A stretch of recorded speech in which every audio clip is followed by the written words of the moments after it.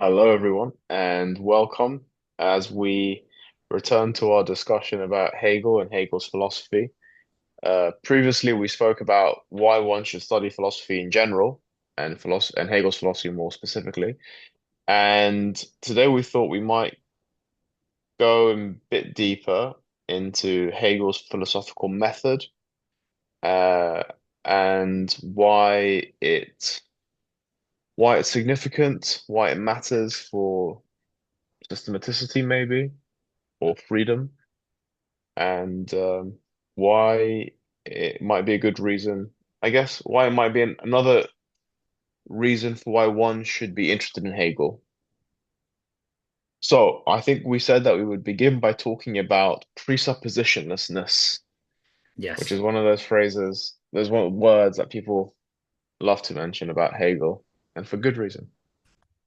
So Hegel is famously, or perhaps not so famously, the philosopher that espouses presuppositionless thinking, which a lot of people, philosophers, critics think like, wait, hang on, what are you on about? What do you mean presuppositionless? Everybody's got presuppositions, everybody's got biases. How do you propose to escape that?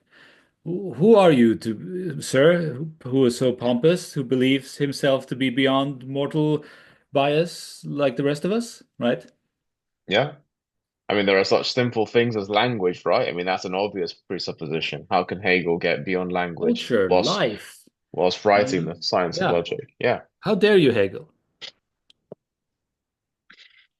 But what Hegel has in mind, I think, is something we all take for granted whenever we do science or think in a scientific way or even think rationally.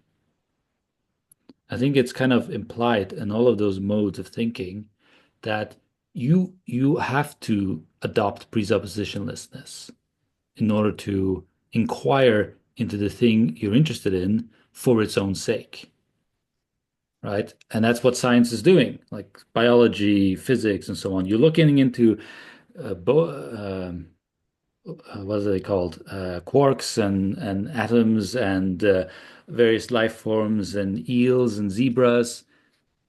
Not because you have something inside of you, well, maybe you do, but in principle, you're inquiring into those things for their own sake. What is it to be an ant, or how do ants works? How does our immune system works? And you can only approach that faithfully when you are approaching it presuppositionlessly. You're working with just the matter at hand, the subject, right? So you're naturally excluding your presuppositions when if you want to learn about to know something properly. What do you think, Ahilleas? Yeah, I think that's a really good way of putting it. I think what the reason why Hegel is thought of as innovative, or at least presents himself as innovative in the science of logic with regard to presuppositionless thinking, is because it goes without saying that in many subjects like science, there are a lot of assumptions that are adopted for the sake of progress, right? So Hmm. every time someone does a study on something, whatever that may be, there's a whole host of assumptions that they're going to just take for granted in order for them to just do the very thing that they need to do. People can't just constantly question the fundamentals of what they think. Otherwise, science wouldn't exist. That's sort of, I think, to a certain extent, the case.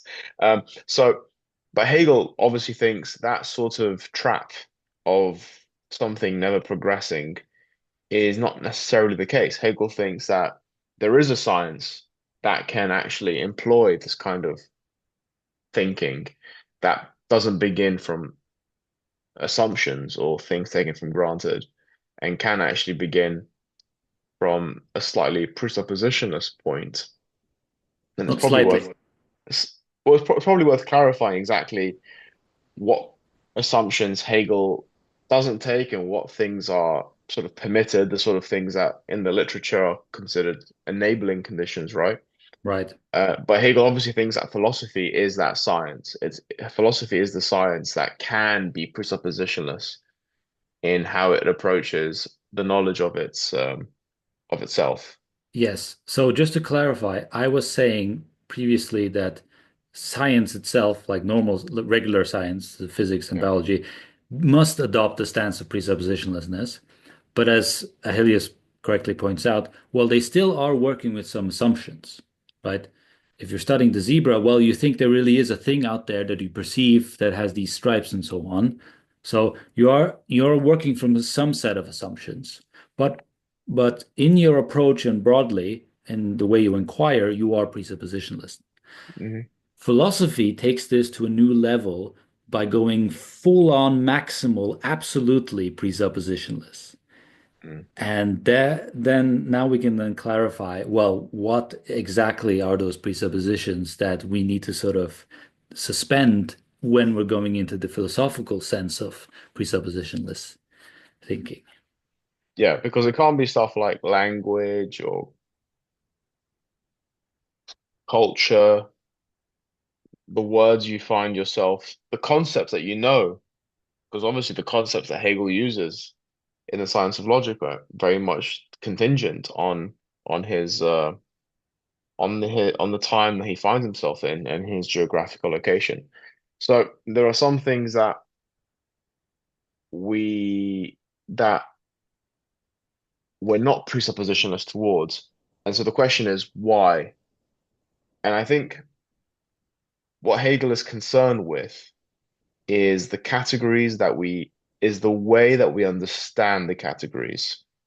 What do you mean by categories? Um, like being, let's say, the Yeah. category of being is one of the oldest categories to be thought about. Hegel is not concerned that we have the word being, that we use the term being. Hegel is concerned about how we understand it, how we conceive of its conceptual structure, of its philosophical meaning, of how it is in the world, in reality. Yeah. Um, and so what the presuppositionlessness of Hegel's approach to a thing like being has to do with how we understand being. So, if we had Parmenides sitting here next to us, which would be incredible if Parmenides was here. If we had Parmenides here, Parmenides would be like, guys, I don't know what you're talking about because being just is, and that's all. It's pretty Yeah. obvious. Being is what is, and that's Yeah, it. you guys are just making a big fuss about nothing. Um, but problem with Parmenides, as brilliant as he was, is that he's not properly interrogating what the concept of being entails. And Hegel, working 2,500 years after Parmenides, he's not just taking Parmenides for granted. He's not saying, well, Parmenides said that being just is, so being just is. Hegel is thinking, well, hold on a minute, let's think about being, and let's think about what being actually is. And it turns out that it's slightly more than just something that is. It's And much it's less also than being. and much less than being indeed. It's definitely not the fullness of being that Parmenides thought. Uh, Yeah. and so I think it's that sense where Hegel is presuppositionless and where he's at his most um the only word that comes to mind is revolutionary, but I don't like to use that word in this context. But he's his most unexpected. He's very open. He's very critical thinking, and yeah. But I'm just waffling. Do you want to jump in? Um, yeah, so we are so being is a concept we use daily, right? We're talking about things that are. Over there is the fence. I have an appointment at 3 o'clock. Down the road is a car.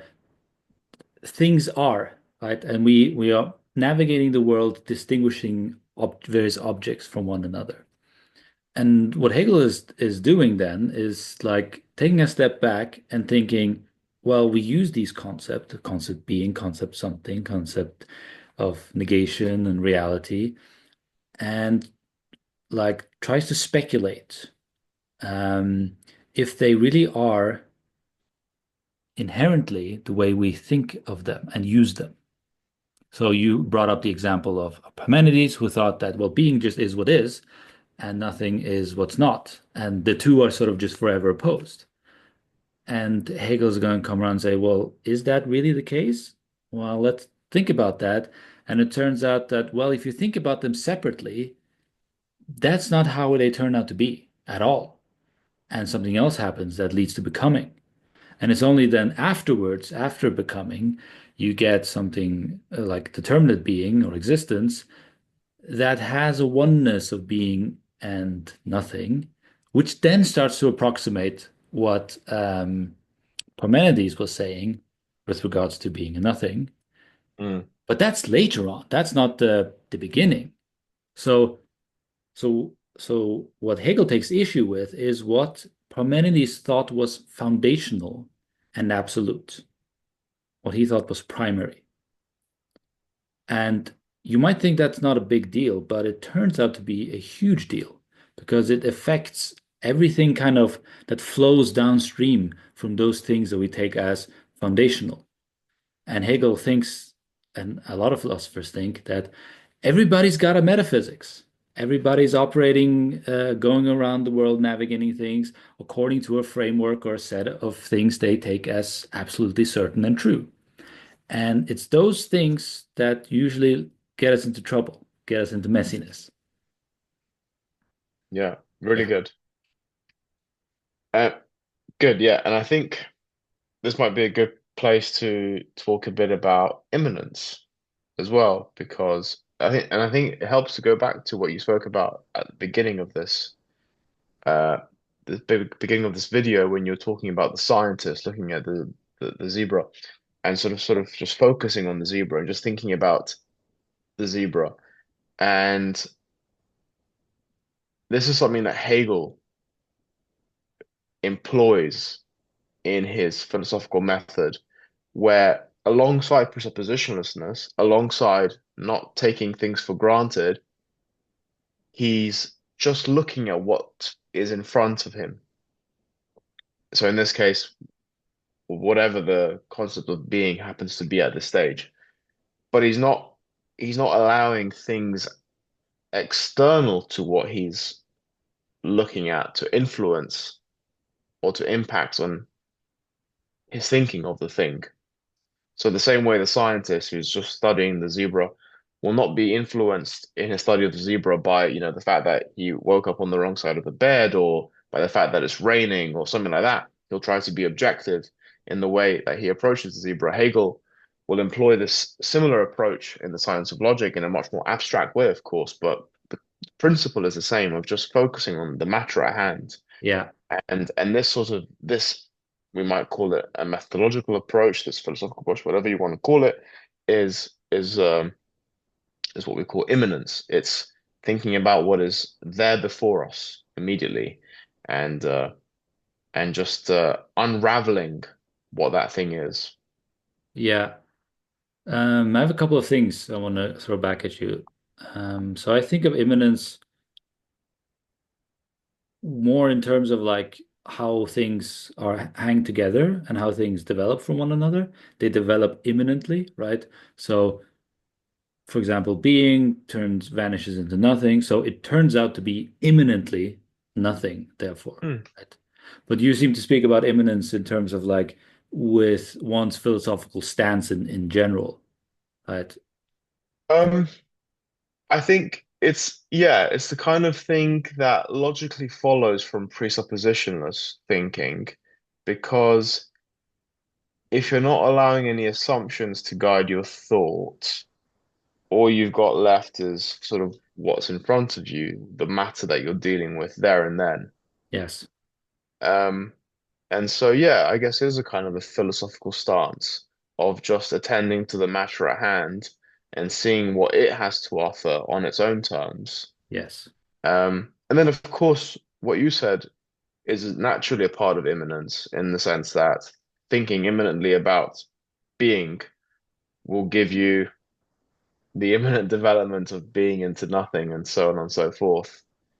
Yes and no. One could say that there is no imminence yet at that stage because all you have is just vanishing. How can you even begin to kind of link the two together? Because imminence kind of suggests that there is something non-imminent, you know? Mm. So yeah, we gotta be a bit careful there, I think. Uh, Well, yes, maybe imminence I'm turns out to be come out later in logic, isn't there in the beginning? okay, maybe. Yeah. Um, well, that's something like we can talk about in more detail. But I have a fun example I want to, or Yeah. illustration I want to employ before I forget it. So, Mm. just as the scientists of zebras or microbiology have a thing that they're looking at, right, and studying and not letting their biases and presuppositions affect their learning of that thing, Hmm. philosophers tend to just find people out there in the wild who are thinking very hard and then observing them think very hard and then say, I see over there person, yes, they're thinking about this and that. Right? So they're like observing their thoughts. Hmm. So it's not much different. They're just like looking at other people thinking. Hmm. This is a fun example, or illustration, partly made as a joke, but it's kind of true because what are you doing when you're thinking about thinking is that you're observing yourself as you're thinking. Yeah. Yeah. So, well, gotcha there. It's not that far-fetched after all, now was it? Yeah. Yeah. Right. So it's like you're sort of You're you're looking at watching yourself. yourself thinking. Yeah. Oh my Well, that's God. what. What have I been thinking? What am I thinking? Indeed. Yeah. Um. Okay. So, anything else to add on imminence? No, I think this is not segues nicely into the last thing we wanted to discuss, which is freedom. Yeah. The And I think you should open huge with thing this. issue for Hegel. Um, Really, it's I think red thread going throughout all of philosophy. Like people want to figure out things out how things work, and all philosophers, Plato, Aristotle, Socrates, they all challenge authority. They challenge sort of given knowledge or certainties or judgments, assumptions people have, themselves included. And the way they do that is through argument, through interrogating it, inquiring it, asking questions, why is it like this, and so on, so forth. And in a way, they liberate themselves as self-conscious beings in doing that. They become mature people, following Kant and his little Enlightenment essay, right? All you need to be enlightened is basically have the courage to think for yourself. And all of philosophy is kind of building various practices and approaches, ways of achieving that. And Hegel does that to kind of a new level, you might say. So now we're going to be self-critical, not just about this or that kind of tradition or argument or concept or idea, but even to a kind of a lower level. He's boiling it down to the very sort of most abstract categories we can think of. And if we can be self-critical about those, we can reach new depths of our freedom that we couldn't imagine before. Yeah. When you put it that way, you really put your finger on the fact that what's interesting about Hegel is that he sees the the possibility of freedom as being in the smallest assumptions that we have about thought. People would normally think about freedom in terms of very concrete things like our political institutions or whatever else it might be that you think art.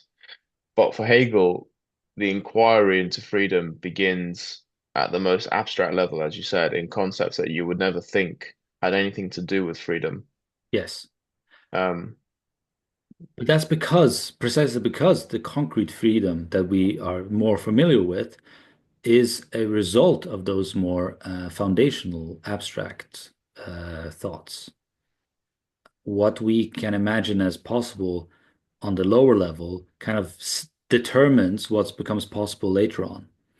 Um, so if you think that thought inherently is not free, well, then thinking beings nowhere are going to be free, right? mhm. So, but if thought turns out to be free, turns out to be something that inquires into itself and can sort of um, be self-critical and revise itself, make mistakes and revise itself and develop, well, then that can also be a feature of the political sphere of how we think about human beings, self-conscious beings in the realm of morality and rights.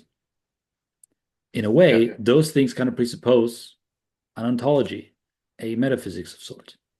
yeah. Ontology was the word that was also about to come out. Um, and this ties in well, I think, with what we discussed last time about systematicity, systematicity, ontology, freedom. Uh, it all sort of hangs together because Hegel thinks that the most abstract philosophical concepts have to do with the real world and ultimately determine the most concrete things. And because his system hangs together in this systematic way, um, that's that's how his concern about freedom can be explicable. Hmm. Um, it's because he proves that, by beginning from being, we can eventually get to such things as objective spirit and talk about our political institutions. Right. And but to get to it correctly, to talk about it in the correct mode. Um, Well, I would say in a more self-critical mode, yeah, because who knows what is correct, right? We don't know until we get there and start examining it. So Hegel absolutely. certainly had his take on various political things in his own day, Yeah, informed by his thinking and various things. But we need to take up that practice ourselves and take it further, right? We have to examine the truth in our own times. yeah, Um, absolutely. yeah. Good. So freedom is self-determination. It's being that determined itself in action, right? It's not a possibility. It's not something a theoretical idea that we reach out towards and sort of have some sort of flowing down from some divine beyond. In Hegel's mind, we are always actualizing freedom. When we think about thought and freedom and do metaphysics and do philosophy, we engage in a practice where we can expand that freedom and deepen it because we are turning it on itself. We have to be free in order to think about freedom, just we have to be thinkers in order to think about thinking. So it's a kind of um, self-causing entity that what it causes is more of itself. It becomes more free. So in doing philosophy, in inquiring into things, or just doing philosophy for the sake of becoming a better thinker or more critical about whatever, ends up rendering you more of a free being, right? More of yourself kind of comes out, both yourself and all of self-conscious being, because universal and singular are tied together. That's a story for another time. That's a story but not a bedtime story for another time. I think we've put you to sleep quite adequately tonight. That's a very good note to end on, I think. This uh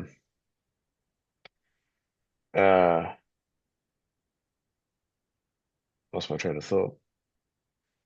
Um, Self-critical, self-determination, last bit you were saying. more free, suffering freedom, Yeah, infinite freedom, no, no, more free. more free. Yeah. But that's a very good note to end on, this idea that the activity of philosophy makes you freer. Yes. Um, and And Hegel's claim is simple. You yeah, cannot be properly free, he thinks, unless you inquire into the very fabric of your thought. Leave no stone unturned. Don't right. even So think there is a God or there is truth or there is certainty. We have to let all of that go and see what's left and see what's there before us, see the thinking person and engage with him. as you said, freedom is an action, right? So it's an activity. You have to Yes, constantly it's engage in it. activity. Yes,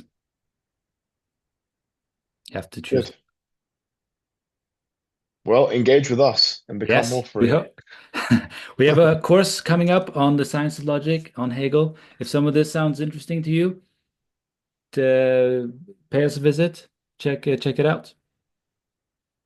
All right. Absolute worst case scenario, you'll just end up being freer. Absolute worst case now. Exactly. All right. Thanks, All people. right. Cheers. Thank you very Bye-bye. much. Bye bye.